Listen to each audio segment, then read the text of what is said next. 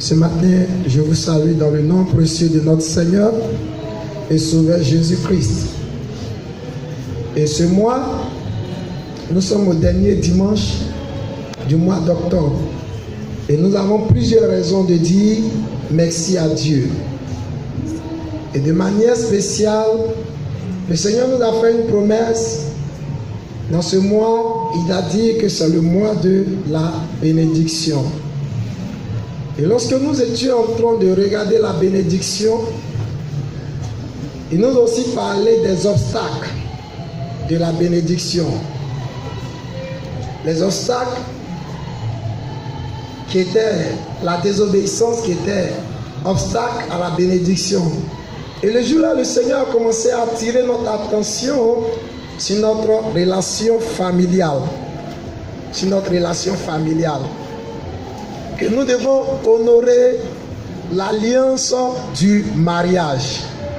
Et la semaine passée, nous avons parlé de notre relation familiale aussi. Et c'est dans ce même esprit que nous allons continuer ce matin.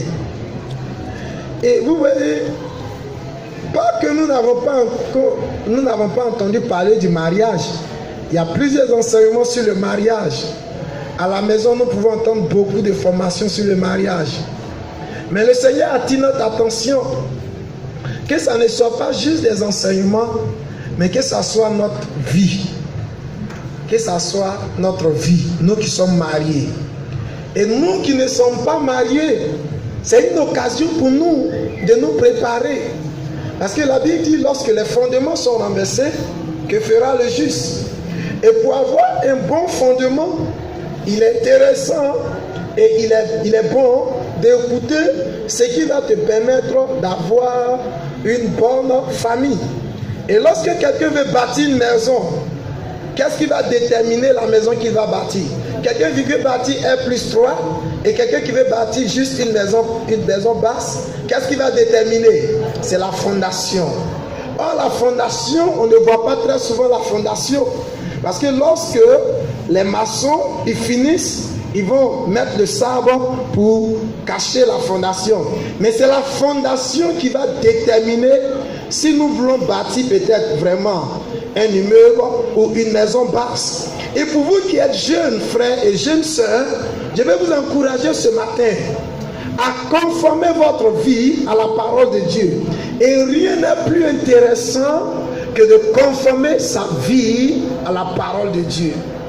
Et pour nous qui sommes mariés, le Seigneur attire notre attention. Si nous voulons être de véritables disciples, nous devons mettre notre vie, nous devons conformer notre vie à sa parole.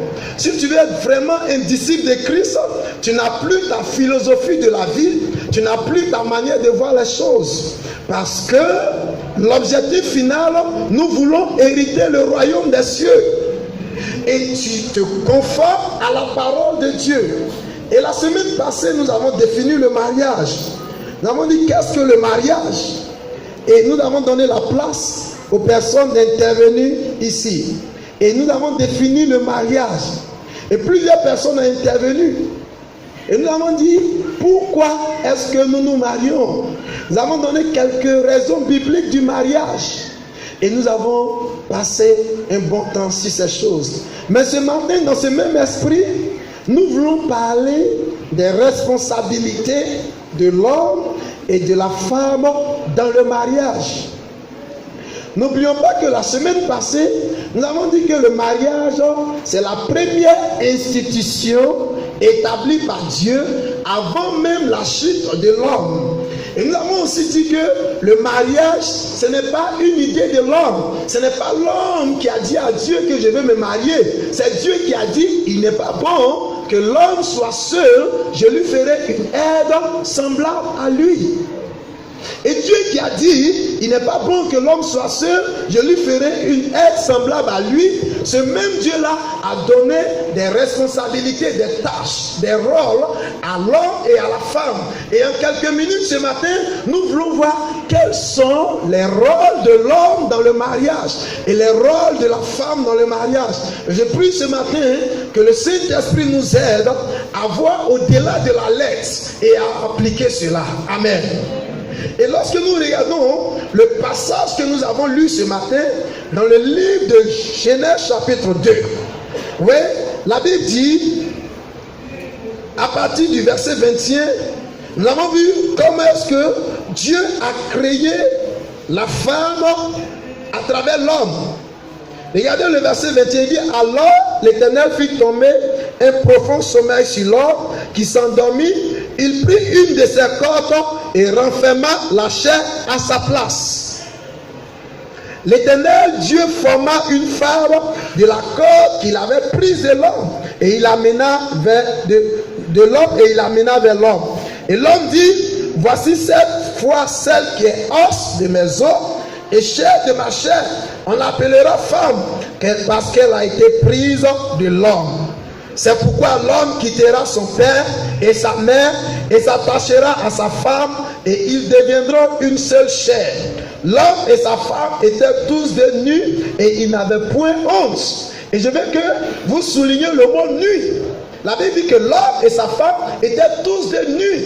Et ici, je pense bien qu'on ne parle pas seulement de la nudité physique, mais il y a aussi la nudité spirituelle, où tu n'as rien à cacher à ta femme, où tu n'as rien à cacher à ton mari.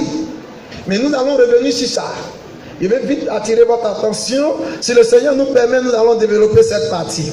Mais nous voulons voir ce matin le rôle de l'homme d'abord.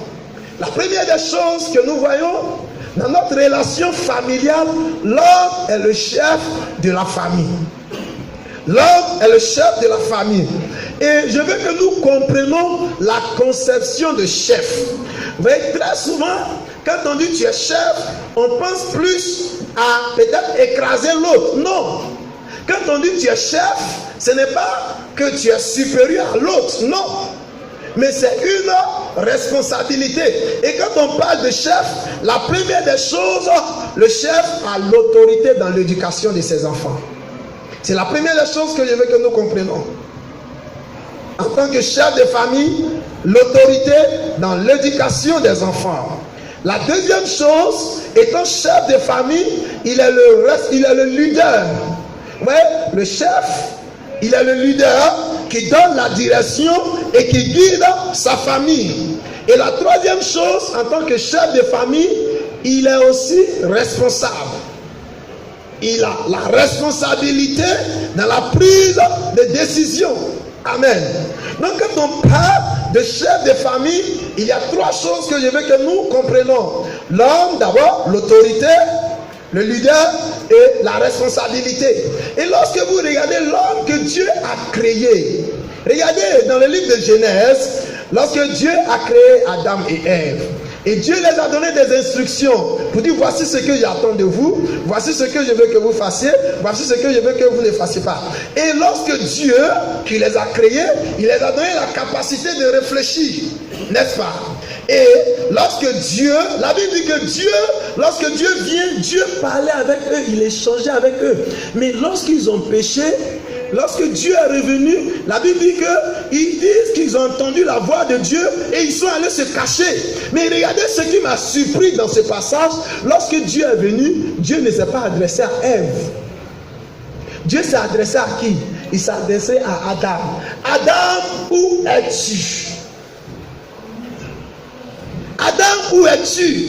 Oui, parce qu'il ne parlait pas de sa position géographique, mais il parlait de sa relation, la place où je t'ai mis, est-ce que tu es toujours à cette place? Dieu n'a pas besoin de demander à Adam où es-tu. Donc là, quel que soit ce qui va arriver, c'est à toi, Dieu va demander. Tout ce qui se passe dans ta maison, tu es responsable. Et là, doit être en mesure de diriger spirituellement, financièrement et sur le plan social sa famille. L'homme doit être en mesure de diriger spirituellement, financièrement et sur le plan social sa famille. Regardez le livre de 1 Corinthiens chapitre 11, le verset 3. 1 Corinthiens 11, le verset 3.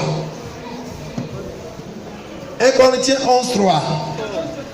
Je veux cependant que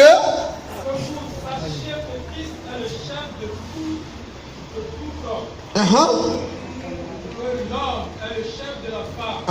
Et que Dieu est le chef de Christ. Amen. Amen. Il dit, 1 Corinthiens chapitre 11, le verset 3. Je veux cependant que vous sachiez que Christ est le chef de tout homme, que l'homme est le chef de la femme et que Dieu est le chef de Christ. Amen. Et je veux sincèrement encourager les hommes à obéir à Dieu, à vous conformer votre vie à la parole de Dieu. Si un homme obéit à Dieu, il ne va jamais lutter avec sa femme. L'obéissance sera automatique. Amen. Je ne lutte pas ma position de pasteur avec cette assemblée. La seule chose que je demande, je vais être conforme à Dieu. Tant que j'obéis à Dieu, ceux qui sont disciples vont m'obéir ici. Amen. Et celui qui veut forcer les choses, Dieu va le frapper. Alléluia. Je ne lutte pas ma position de pasteur. Et je ne dis pas à quelqu'un ici, je suis ton pasteur. Alléluia. Tu n'as pas besoin de dire à ta femme que je suis ton mari.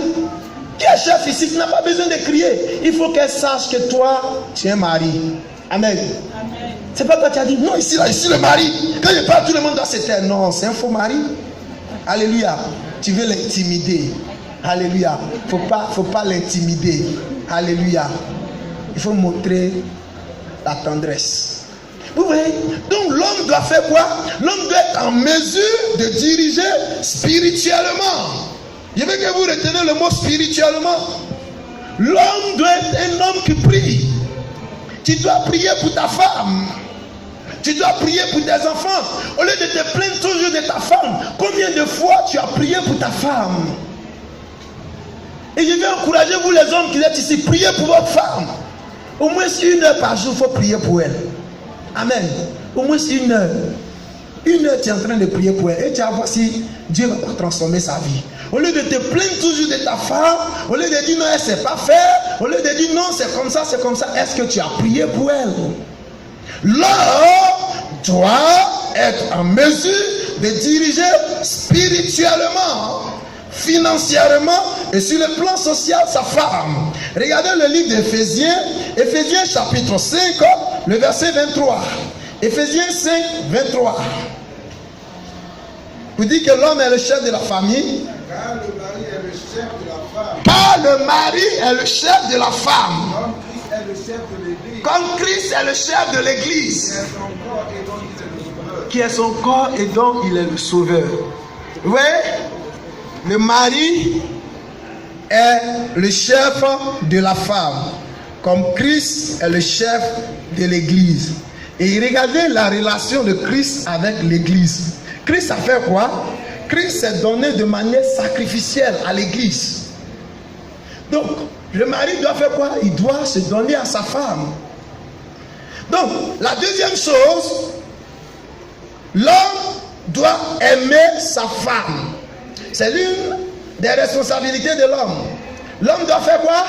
L'homme doit aimer sa femme. Tu es d'abord le chef de famille. La deuxième chose qu'on attend de l'homme doit aimer sa femme. Regardez toujours Éphésiens chapitre 5, à partir du verset 25. Éphésiens 5 que nous sommes en train de lire à partir du verset 25. Marie, il ne suffit pas de lire, mais il suffit d'appliquer. Vous deux, vous criez là-bas. Donc vous devez aimer votre femme, vous deux là. Amen. Oui, papa, vous avez le micro. Oui. Aimez votre femme. Comme Christ a aimé l'Église. Et s'est livré lui-même pour elle. Amen. Oui. Marie, aimez votre femme comme Christ a fait quoi? Christ a aimé l'Église. Et lorsque nous regardons l'amour dans le livre de 1 Corinthiens, il nous donne les attributs de l'amour. Il dit l'amour fait quoi? L'amour est patient. L'amour ne cherche pas son propre intérêt. L'amour ne se vante point. L'amour ne fait rien de malhonnête. L'amour n'est pas envieux. L'amour n'est pas orgueilleux. Toutes ces choses. Quand on dit mari, aimez votre femme. On dit mari, soyez patient avec elle. Donc le mari doit faire quoi? Il doit aimer sa femme.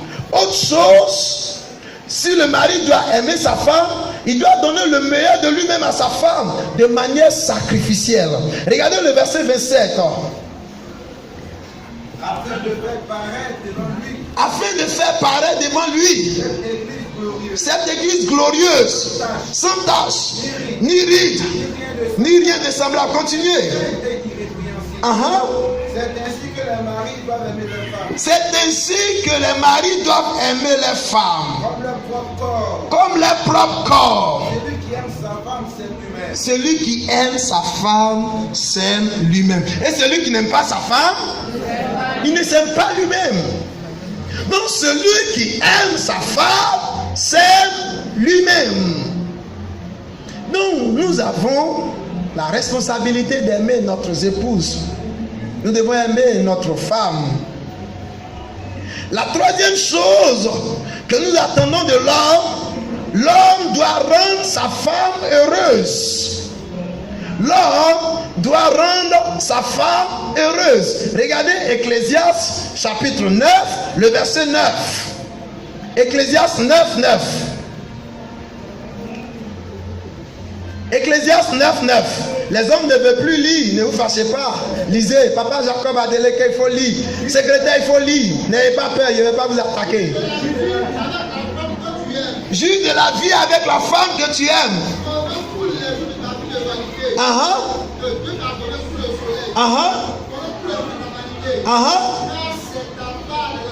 C'est ta part dans la vie. Il dit de faire quoi? De juger. De quoi? Est-ce qu'on peut me donner une autre version? Une autre version, je veux une autre version. C'est ma français courant, parole de vie. Juge de la vie avec la femme que tu aimes. Pendant tous les jours de ta vanité. De ta vie de vanité. Que Dieu t'a donné sous le soleil. Pendant tous les jours de ta vanité. C'est quelle version ça? J'aime pas cette version-là. Trouvez-moi une autre version. C'est même. Lis. Profite de la vie avec la femme que tu aimes. Tous les jours de la courte existence que Dieu te donne sous le soleil.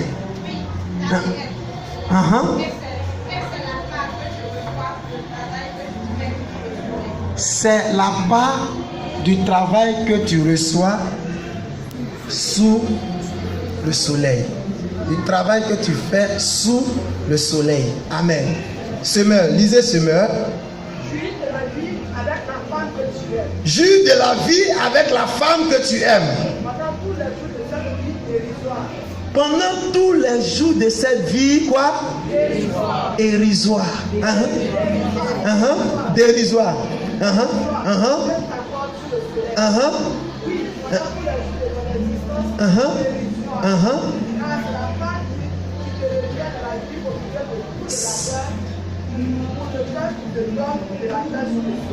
Amen. Amen. Peut-être que prochainement, ce que je vais faire, les versions en anglais là, je vais les traduire moi-même en français, puis venir ça. Il y a un mot que je cherche, mais il n'est pas vu, mais c'est pas grave. Continuons.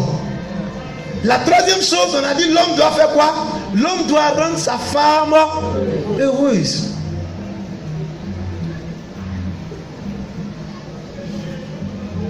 Il y a des hommes, ils ne savent pas causer avec les femmes. Moi-même, j'étais dedans avant, mais je commence à changer. Manu, c'est bon. Elles aiment ça, c'est pas péché. Il a baissé la tête. C'est pas péché. Et de temps en temps, il faut t'amuser. Maman, c'est comment a été ta journée. Elles aiment ça. Ça fait du bien. Alléluia. Mais, donc, les femmes, les maris doivent faire quoi? Ils doivent rendre les femmes heureuses. C'est simple. Mais ça, elle prend ça au sérieux. Peut-être que toi, tu ne vois pas la valeur de la chose. Mais ça, c'est un point. Donc, la quatrième chose qu'on attend de l'homme doit respecter et honorer sa femme. Le respect. Ta femme n'est pas n'importe qui. Tu ne dois pas t'adresser à ta femme n'importe qui devant tous les hommes. De la manière que tu vas appeler ta femme, c'est comme ça les hommes vont l'appeler. Si tu respectes ta femme, tes parents vont respecter ta femme. Mais si tu ne respectes pas ta femme, tes parents, tes frères, tes collègues ne vont pas respecter ta femme. Donc il faut honorer et respecter ta femme. C'est la quatrième chose. Regardons le livre de 1 Pierre chapitre 3, le verset 7. 1 Pierre 3, 7. 1 Pierre 3, 7. Marie, montrez à votre tour de la sagesse dans votre rapport avec vos femmes, comme avec un sexe plus faible. Honorez-les, comme devant aussi héritier avec vous la grâce de la vie. Donc, qu'il en soit ainsi, afin que rien ne vienne faire obstacle à votre prière.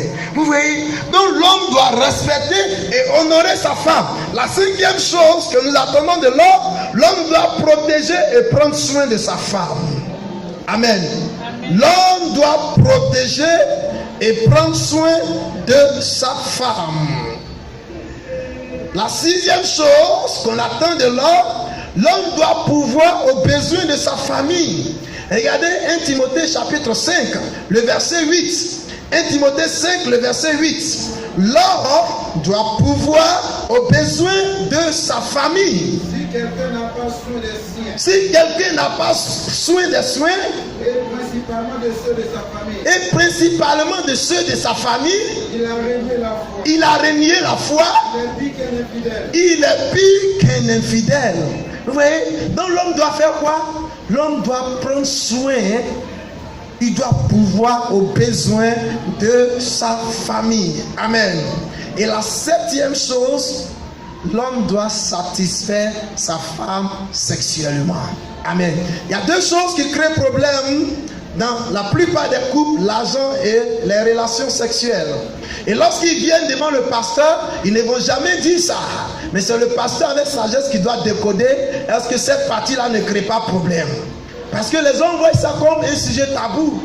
Et aujourd'hui, les relations sexuelles ont créé beaucoup de problèmes dans les foyers. Et on ne prend pas les relations sexuelles pour régler les conflits. Au contraire, les relations sexuelles dans le mariage doivent aider à finir les conflits. Amen. Donc voici les 7 choses que nous attendons de l'homme. Revenons maintenant à la femme. Qu'est-ce que nous attendons de la femme?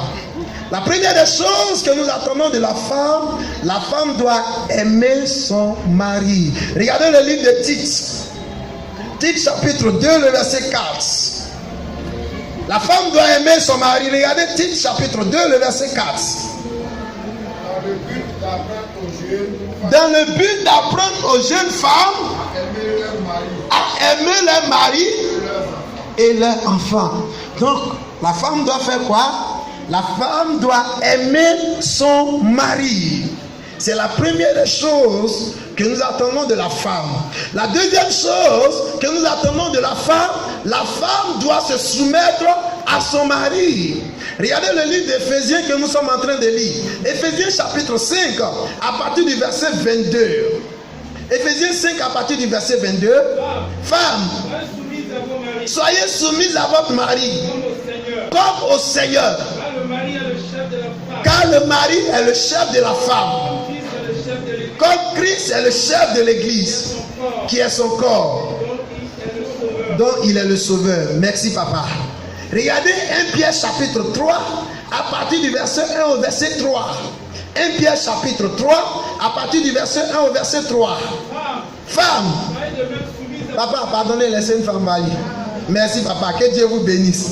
Papa est trop inspiré ce matin. Papa, vous êtes béni au nom de Jésus. Vous de même. Femme, soyez soumise. Si certains d'entre eux ne croient pas à la parole de Dieu, ils soient gagnés à la fois sans parole, par votre conduite, en observant votre attitude respectueuse et pure, Que votre pari ne soit pas extérieur. Cheveux tressés. Bijoux en or. Hein? Toilette élégante. Bien habillée. C'est pas ce qu'on veut. Amen. Qu'est-ce qu'on veut? Ton cœur. Ton cœur. Femme, sois soumise à ton mari. Si tu veux aller au paradis, ce n'est pas dans ce monde seulement. Nous sommes en train de nous préparer pour le royaume. Et quiconque va arriver dans le royaume, il doit respecter l'engagement. Et l'engagement que nous attendons ce matin est que la femme doit faire quoi? La femme doit se soumettre à son mari. Et lorsque j'étais en train de regarder le livre de Genèse, il y a une image que le Seigneur est en train de me montrer, mais je veux qu'il approfondisse ça concernant la soumission de la femme. Oui, la soumission de la femme. Et quand on regarde sous, et puis quoi? Mission. Amen. L'homme a une mission à accomplir. Je ne veux plus que vous regardiez soumission dans le temps de non, soumission. Non, c'est pas ça. Mais je veux que nous regardions dans le but de la vision, dans le but de l'accomplissement. La semaine passée, nous étions en train de parler de la vision. Oui, l'homme a une mission sur la terre. Et il a besoin d'une femme pour l'accompagner. Et cette femme-là doit se mettre sous cette mission pour l'accomplissement de la mission. Raison pour laquelle je bénis le nom de Dieu pour toutes les femmes. Vous voyez, il y a des femmes, lorsqu'ils affectent leur mari quelque part, elles payent le prix. Elles peuvent démissionner et puis elles sont son mari. C'est pas parce qu'elle est bête. C'est pas parce qu'elle ne sait pas ce qu'elle veut. Mais elle veut faire quoi? Elle veut conformer sa vie à la parole de Dieu. Et ce n'est pas normal pour que un monsieur soit quelque part, madame soit quelque part. Ce n'est pas le plan parfait de Dieu. Imaginez-vous un monsieur qui est ici et puis sa femme est quelque part 2 ans. Qu'est-ce qui peut arriver? Il y a beaucoup de choses qui peuvent arriver. Mais on s'est dit non, comme nous voulons planifier l'avenir, nous pensons à l'avenir, souvent on se sépare. Mais si nous prenons l'engagement de nous séparer, nous devons aussi prendre l'engagement de payer le prix. Amen. Donc il y a beaucoup de femmes qui payent les prix. Elles payent le prix. Lorsqu'ils affectent le mari quelque part, elle fait l'effort, soit on lui donne un autre travail, souvent même elle perd son travail. Pourquoi? Et vous, les femmes qui faites ça, vous n'allez pas regretter au nom de Jésus. Je dis vous n'allez pas regretter. Parce que vous vous conformez à la parole de Dieu. Et en faisant ça, Dieu sait comment vous récompenser. Accrochez-vous toujours à Dieu. Aimez toujours Dieu. Et suivez le plan de Dieu pour votre famille. Amen. Donc, quand on parle de soumission, je ne veux plus qu'on regarde en termes de... Non, je veux que nous regardons en termes de vision. Et je pense bien que le Seigneur va nous donner le temps de pouvoir développer cette partie. La vision de l'homme. Et la femme se met dans cette mission. Et elle se soumet à cette mission. Et elle aide ce dernier-là à accomplir sa mission. Donc ne regardons plus la soumission en termes de relation pour dire non, je ne suis pas ton esclave. Parce que quand on parle de soumission, on a l'idée, on regarde l'aspect négatif. On dit non, tu vas nous laisser ton esclave. Tu es allé à l'école, je suis allé à l'école. Et aujourd'hui, même deux femmes parlent quoi? Émancipation. Vous avez vu émancipation dans la Bible? Hein? Tu as vu émancipation dans la Bible? Où tu as appris émancipation?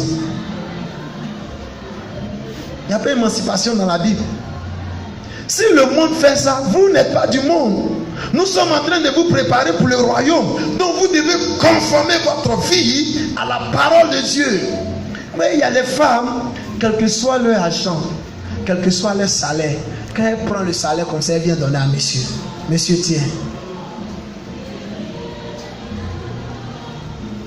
Quel que soit le montant de son salaire, elle prend et puis elle se met en genoux. Papa, voici le salaire. Combien de femmes peuvent faire ça? Moi ici, moi mes parents m'ont mis à l'école, ils viennent te donner le salaire. À mon mère au village là-bas. Amen. Amen. Conformons-nous à la parole de Dieu.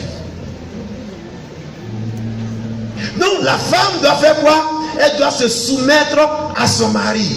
La troisième chose que nous attendons de la femme doit garder sa maison, la propreté. La propreté. La propreté. Regardez Tite chapitre 2, le verset 4 et le verset 5. On avait lu 4, nous on lisait 5 maintenant. 4, 5. À être retenu. Chaste. Occupé aux soins domestiques. Bonne. Soumise à leur mari. Afin que la parole de Dieu ne soit pas blasphémée. La femme doit garder la propreté. Hey, il y a des femmes, tu rentres dans les salons, tu rentres dans les chambres, tout est désordonné. Quand tu les vois dehors, elles sont bien maquillées, bien belles. Il faut rentrer dans les maisons. Désordonné. Tout est mélangé. La propreté. La propreté. La propreté. Oui. Quand une femme est propre, c'est bon, c'est intéressant.